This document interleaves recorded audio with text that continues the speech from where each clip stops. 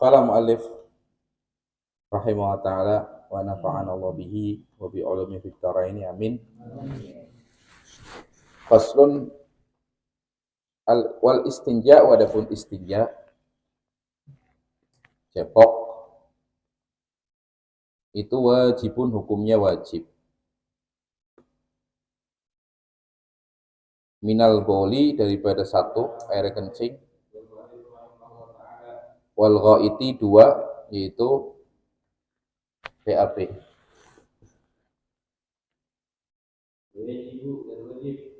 Daripada wal afdalu, adapun yang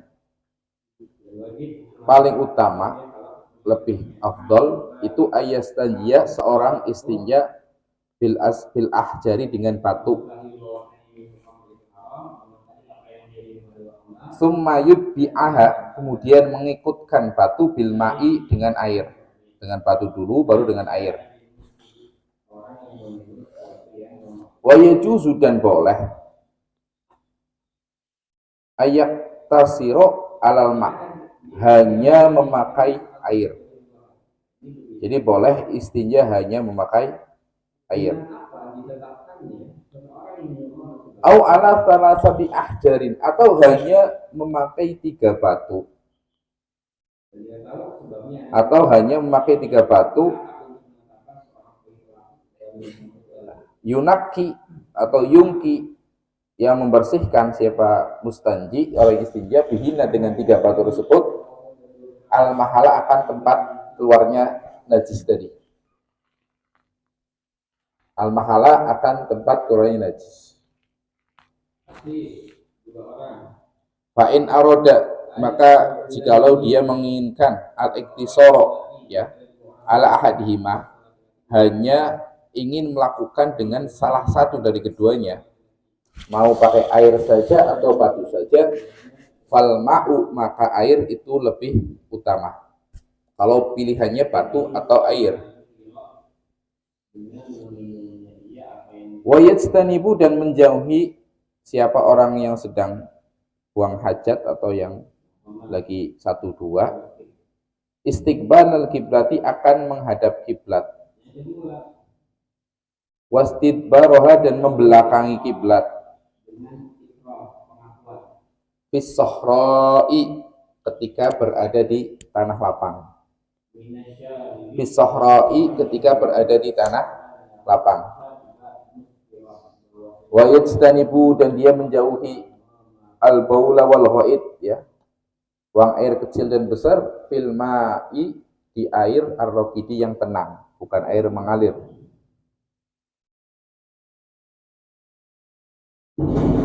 Dan juga menjauhi buang air kecil dan besar tahtas sajarati, di bawah pohon, al-muthmirati, yang berbuah. Al-muthmirati, yang berbuah. Wa fit tariqi, dan di jalan. Wa dhilli, dan di tempat berteduh.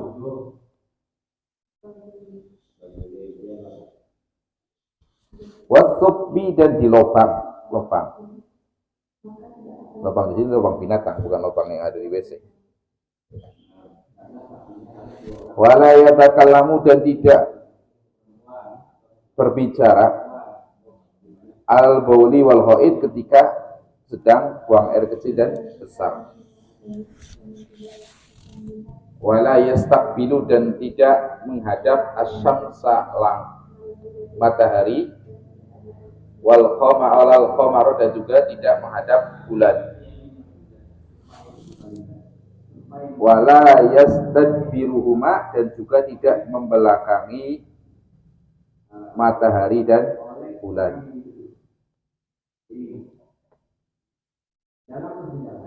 Ya, tidak membelakangi matahari dan bulan. Pasal menerangkan tentang istinja. Istinja itu hukumnya wajib ketika yang keluar tadi air kecil dan air besar. Hukumnya wajib untuk istinja. Atau sesuatu yang keluar bukan 1-2, ya, tapi basah, itu juga wajib. Ya. Berbeda kalau yang keluar itu kering, walaupun mungkin kemungkinannya sangat kecil, ada keluar kecil, kayak kadang itu, kalau antum pernah itu ada ulatnya, apa namanya bahasanya itu, ada ulatnya kan, habis makan apa ada ulatnya keluar, apa, nengok nengok apa, nengok ke luar.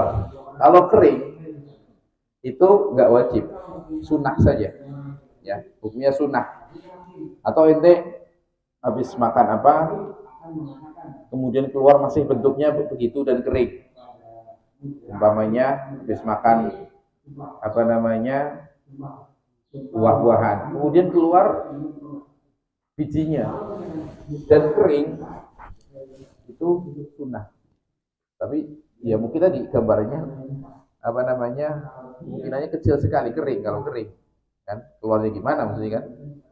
Ya.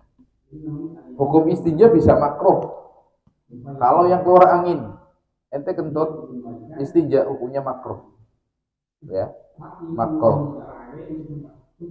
Terkadang mubah hukum istinja itu kalau yang keluar itu keringat, kata ulama, kata Syekh Ibrahim Al-Bajuri rahimahullah ta'ala. Jadi wajib itu kalau yang keluar itu basah, mau 1-2 atau darah bagi orang yang bawasir kadang kan.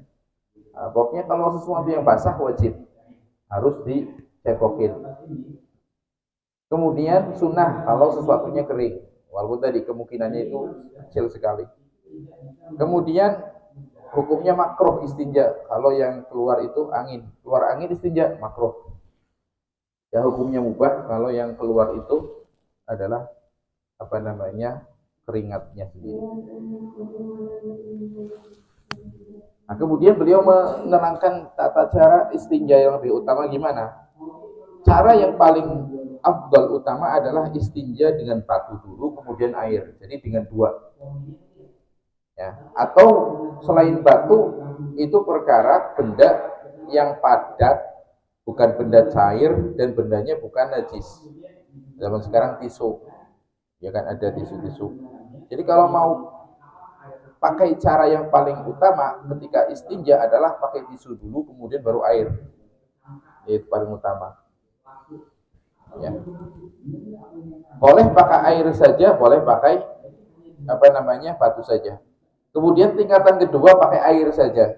Tingkatan terakhir baru pakai batu saja. Batu atau tadi benda yang padat, yang suci, tidak terhormat.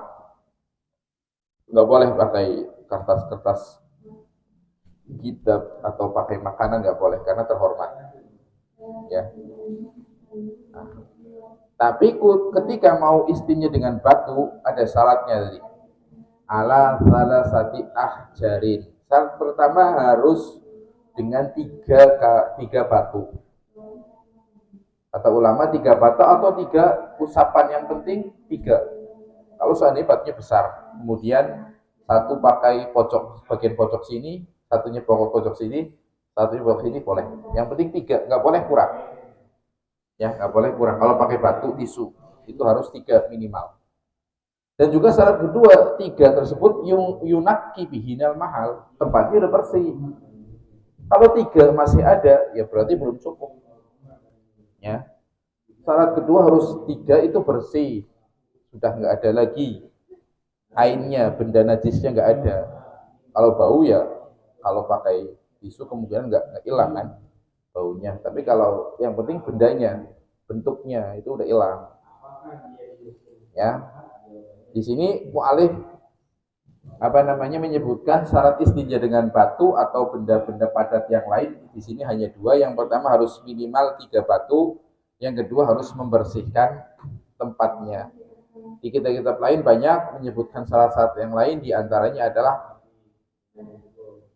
apa namanya kotorannya itu belum melebar kemana-mana, masih ada di tempatnya, ya, masih ada di tempatnya. Kalau sudah keluar dari tempat biasa keluar, itu sudah tidak bisa pakai batu lagi, harus pakai air. ya, harus pakai air. Itu syaratnya. Dan juga syarat berikutnya tidak boleh tercampur najis lain. Ya, kalau sudah tercipreti, sudah tercampur najis yang lain, maka udah nggak bisa. Atau sudah tercampur air ya udah harus pakai air. Ya, kan terkadang nyipret apa, kemudian ada cipretannya ke kotorannya, maka nggak boleh itu kalau begitu. Atau nyipret ke tempat keluar aja juga boleh. Jadi untuk dengan batu itu ada syaratnya. Nah, di sini disebutkan dua, yang disebutkan tadi harus apa namanya? Harus apa tadi yang disebutkan? Harus tidak keluar dari tempat biasanya keluar, gitu ya. Harus juga belum tercampuri dengan benda najis yang lain. Ya, jadi tata cara istinja itu yang pertama afdolnya itu mengumpulkan antara batu dan air, tingkatan kedua pakai air, baru pakai batu. Nah, kemudian beliau mu'alif rahimahullah menjelaskan adab-adabnya. Ada adab istinja, ini ada yang wajib, ada yang sunnah. Nah, adab yang wajib adalah wajib harus bagi seorang yang sedang buang hajat harus yajtanibu menjauhi istiqbalal kiblat wa istidbaruha.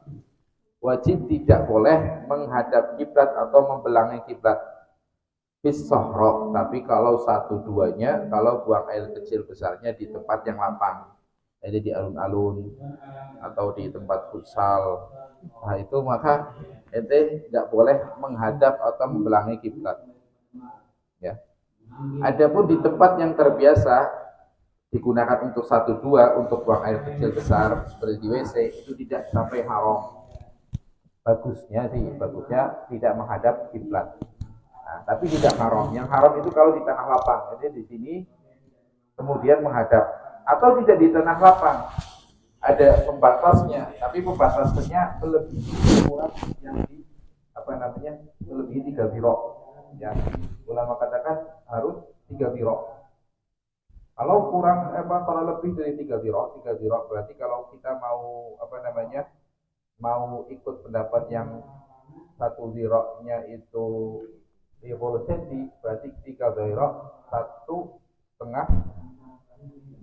meter, ya, meter setengah itu, 1,5 meter. Berarti kalau melebihi itu berarti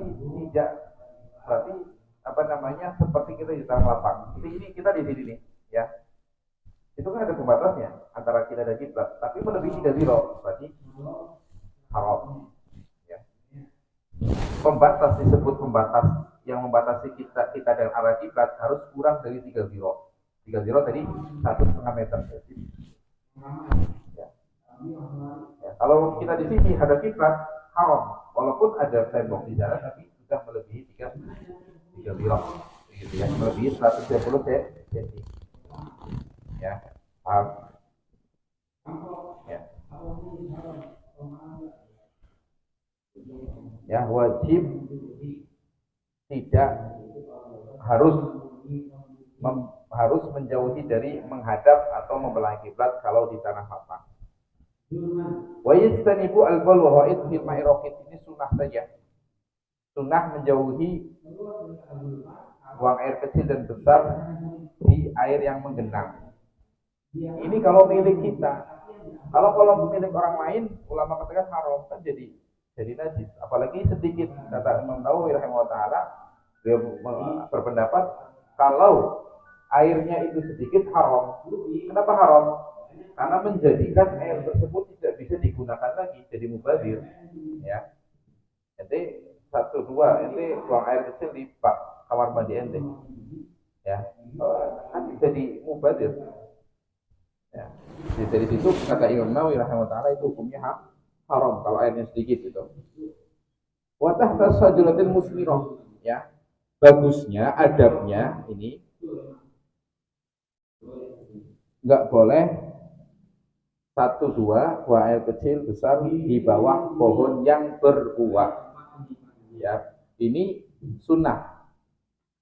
Ya, kalau pohonnya milik kita, ya. Kalau milik orang lain, ya haram.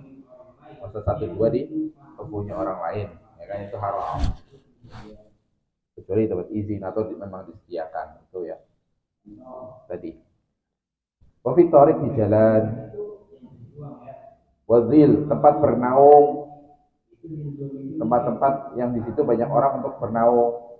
Kalau di sini ya halte, ya kan, atau di terminal-terminal dan lain sebagainya. Kemudian wasubi, adabnya jangan buang air kecil besar di lubang, ya lubang yang ada di tanah, karena mungkin di situ ada binatang, nanti bisa jadi mati, atau ada jinnya, itu bisa mati itu, ya kan banyak orang kesurupan di apa namanya dipukul jin, kenapa? Karena mengganggu jin. Nah, di antara mengganggu itu di sembarangan, ya. Wala yatakallamu ala bulghain, ketika sedang buang air kecil besar jangan ngobrol atau bicara, ya, kecuali darurat. Contoh darurat itu udah masuk ternyata nggak ada gayung, ya kan, nggak ada gayung, nggak ada apa namanya ember. Nah itu teriak-teriak di dalam, man, ini saya nggak ada, nah, itu nggak apa-apa. Itu ada hajat, ada darurat, ya. Dan juga adabnya tidak menghadap dan membelakangi matahari dan bulan. Nah, itu adab-adab istinja. Jadi Islam itu sangat sempurna sampai hal-hal yang seperti ini pun diatur. Dan itu sesuai kemaslahatan kita. Ya. Kalau kita lihat apa namanya, kita lihat dari sisi kedokteran itu banyak sekali manfaat apa namanya manfaat kedokteran ketika kita mengamalkan sunnah-sunnahnya. Tadi sunnah-sunnah sedang apa namanya satu dua kan banyak, ya diantaranya pakai sandal, kemudian sunnahnya juga menutup kepala, apa namanya kaki kiri dulu. Itu sebagian ulama ada yang mengatakan kaki dimasukkan kaki kiri dulu itu ada hikmah dari segi kedokteran kesehatannya itu, tapi saya lupa itu. Tapi ada itu mencegah penyakit apa gitu. Kemudian kenapa pakai sandal, ya kan sumber penyakit, sumber kuman di situ. Jadi Pak, sangat bagus sekali pakai sandal. Nah, wallahu a'lam bishawab, ada yang menanyakan.